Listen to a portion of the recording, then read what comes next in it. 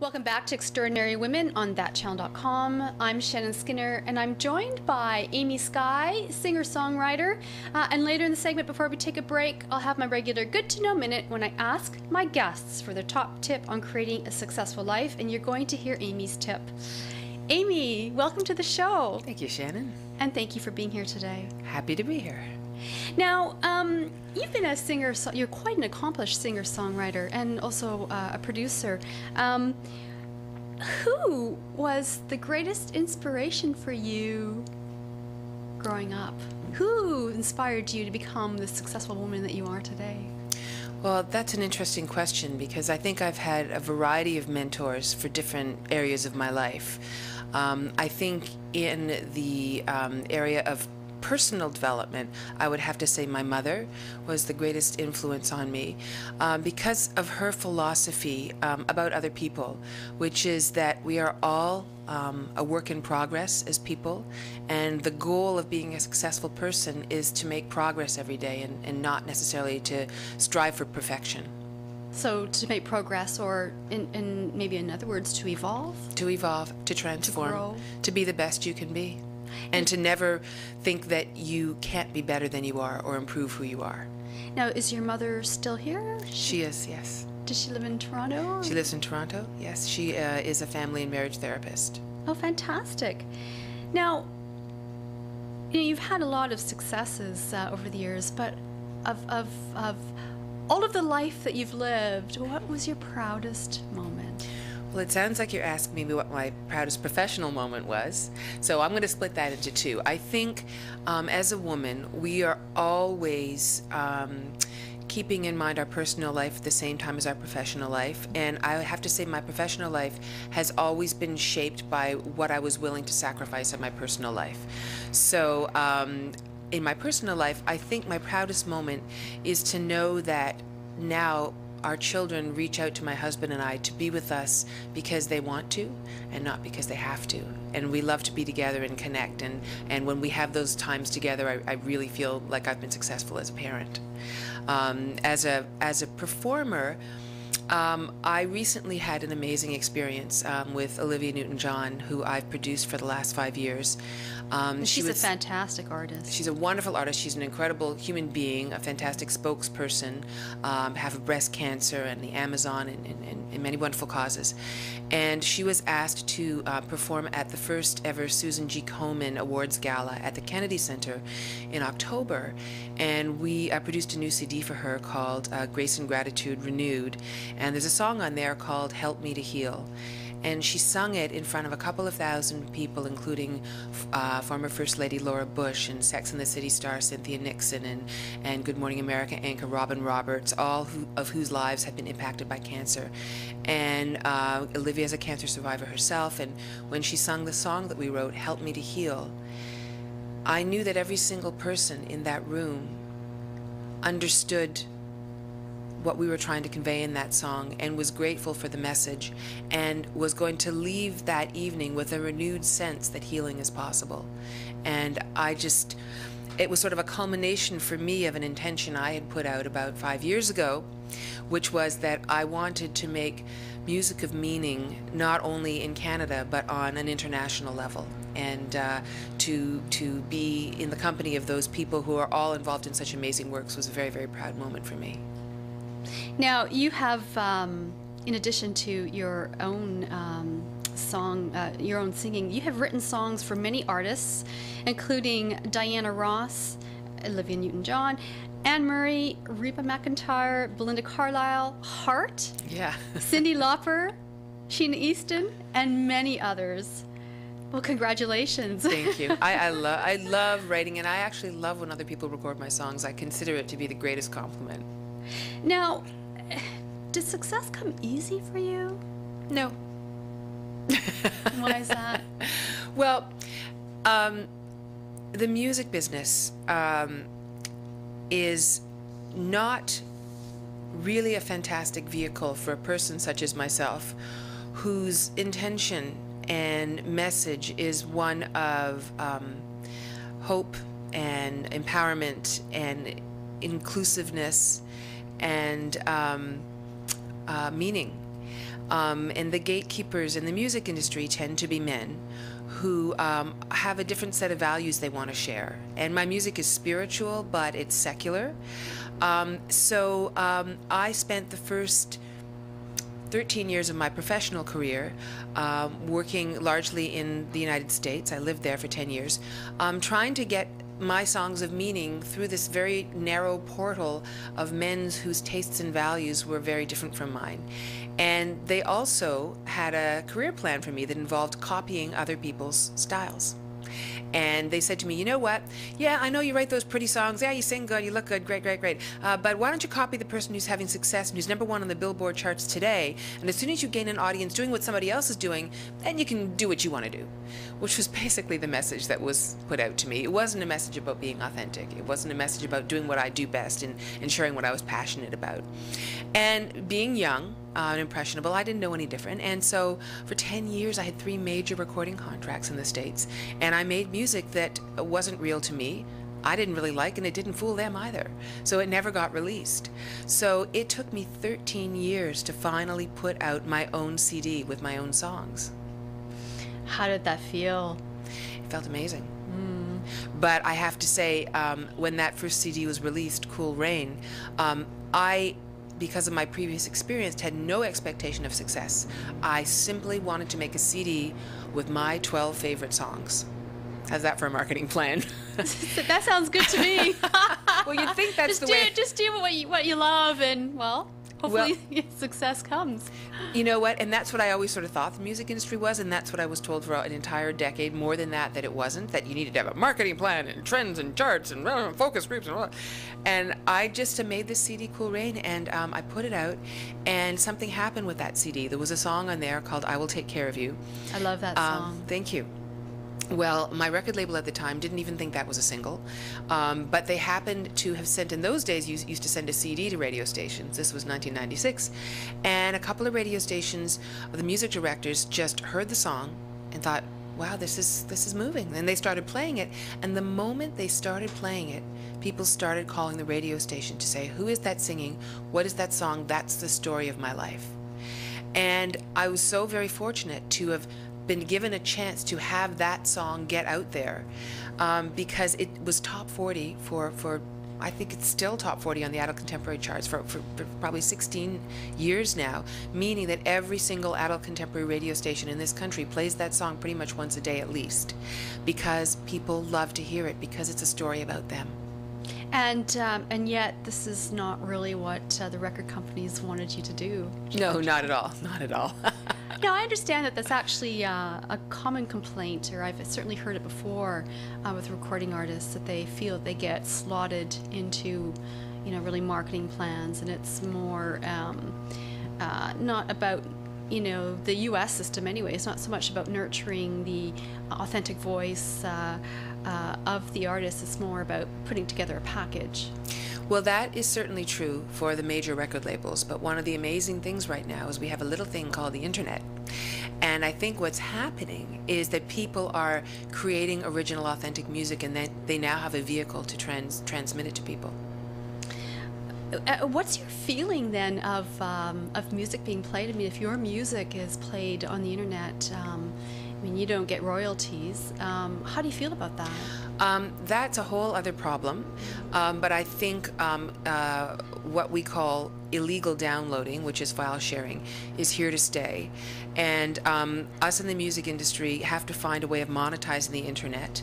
And I think we're going to be moving to a subscription model, and we just have to put our brains together. I've suffered a huge setback in my income producing, because every day I get a Google alert on myself, and included in it is 3 tips to how to find my music for free, right? Wow. So yeah, so that's a reality, and the industry as a whole is struggling right now, and we're trying to find a way to allow artists to pay their bills when people aren't paying for their music. But I think what's happening is a lot of people are moving to a subscription model, to a broadcast model where they're broadcasting live performances that people are willing to pay for. So there are all kinds of creative things we're going to have to do to make up for that. Now, success, we were talking a bit about that. What does having an authentic voice mean to you, and how is that connected to your success? Well, as I shared with you, when a song that I wrote called I Will Take Care of You, which is a song about mothers and daughters, connected with millions and millions of people across this country, the light bulb went off over my head. I had no expectations of that first CD being successful because I was breaking the mold as far as I had been told about what you had to do to be successful. But then when I was successful with that music, I realized I now had permission for the rest of my life to simply continue to write and record songs that were meaningful to me personally. And I think when you share what is authentic for you on a personal level, we're all human beings, you really then have a universal message for other people.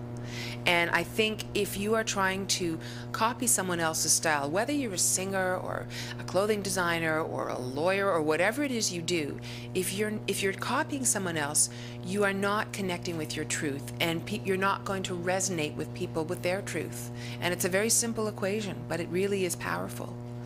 Now, I would like to talk a little bit more about that after the break, but we're going to take a break, and this means I've got my good to know minute, and I know, Amy, you've got a great tip.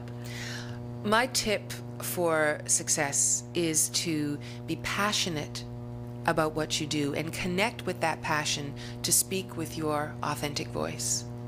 Thank you so much. We'll take a short break, and when we come back, more with Amy Sky.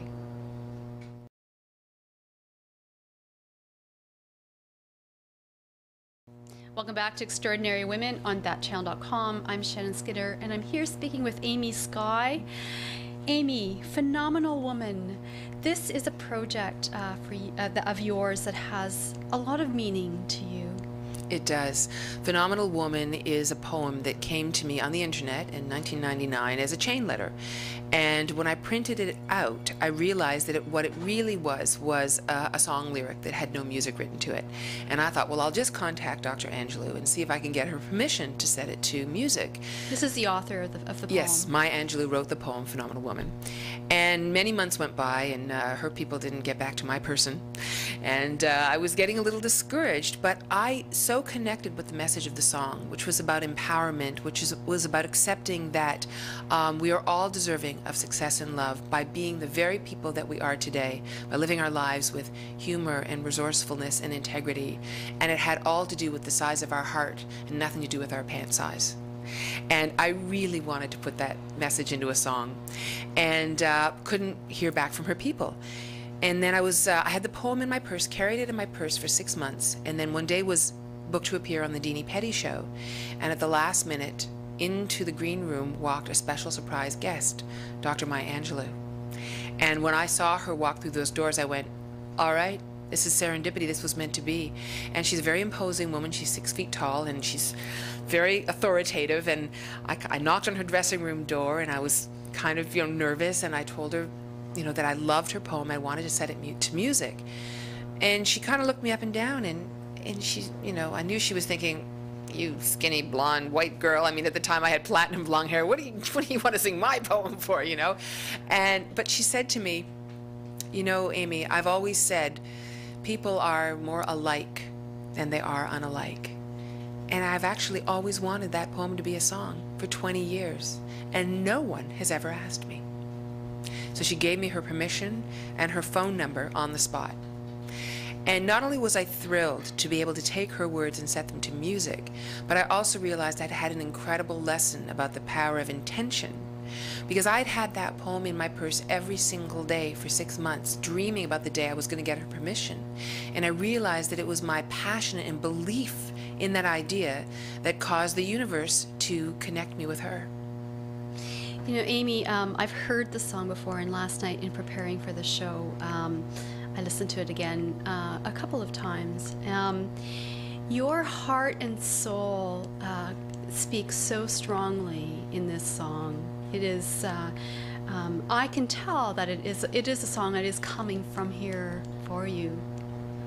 One of the amazing things about singing the songs, and one of my favorite career moments, has been to sing it before Maya Angelou has spoken 2 or 3 times in Toronto now, because to sing that poem in front of an audience that's coming to hear her speak, definitely preaching to the choir, and it's a very powerful, transformative moment for all of us to share those words of wisdom. But when I sing it, at my own concerts. I have women coming up to me after the show, women who are shy and maybe would never have had the courage, because I always do an autograph signing session after a show, who maybe would never have had the courage to ask me for my autograph. And they've said things to me like, you know, before tonight, I thought I was ordinary, and now I realize that I'm phenomenal too. And then they put the CD down in front of me and smile and ask for the autograph, and it makes me want to cry, because we all have phenomenal people living inside of us, women and men, but until we can look ourselves in the mirror and say, I'm a phenomenal person, we will never believe it if someone else says it to us. Now, what are you working on now? I'm working on a project called Alive and Awake, which is going to be my first full-length original studio album in 10 years. It's going to be an album, it's going to be a book, and it's going to be a live performance experience. Wow. That sounds like a really big project. It's a very big project. Yes. I'm hoping to have it released this year by September of 2011, but definitely by January of 2012. And the concept behind the book, the title is Alive and Awake, the book and CD, and the live experience. We all get out of bed in the morning. We are all literally conscious, physically conscious. Well, hopefully. We are. If you get out of bed, you would think you are conscious. But we are not all consciously competent in all areas of our life. And I'm very, very interested in whole person wellness. I think wellness happens in 4 quadrants: your mind, your body, your heart, and your spirit. And the book is going to be about the research and the knowledge that I've gained as a mental wellness consumer, as a mood disorders survivor. I've done a lot of research into how to bring wellness and what I like to call mood hygiene into my life. Mood hygiene. Mood hygiene. We all know that if you want to have good dental hygiene, you've got to brush your teeth and floss your teeth. There are things that you can do to prevent cavities and to keep your teeth. Well, you know what? The same is true with our wellness. Our brains, you can actually change your brain and change your life, which is the title of one of my favorite books and resources by Dr. Daniel Amen. You can do the same for your body, you can do the same for your heart, and you can do the same for your spirit. And I'm going to share all that information in my book. And my CD are going to have songs that are motivational and inspirational, and not in a literal way, but in a metaphorical way, share that same kind of information. Well, I'm really looking forward to finding out more. And we'll have to have you on the show again when you're ready to launch that. So I would love to have you back. Fantastic. Now, you are also, you know, you're a mother and you have a successful career. Is it possible for women to have it all and to have it all at the same time? No. Is that the answer you were looking for? And why do you say no? I really think that women that think they can achieve all of their parenting goals and all of their career goals at the same time are in some sense deluding themselves. Something's got to give. So I've always put my career goals behind my parenting goals, and I've achieved a lot in my career. I have not achieved everything I've wanted to achieve.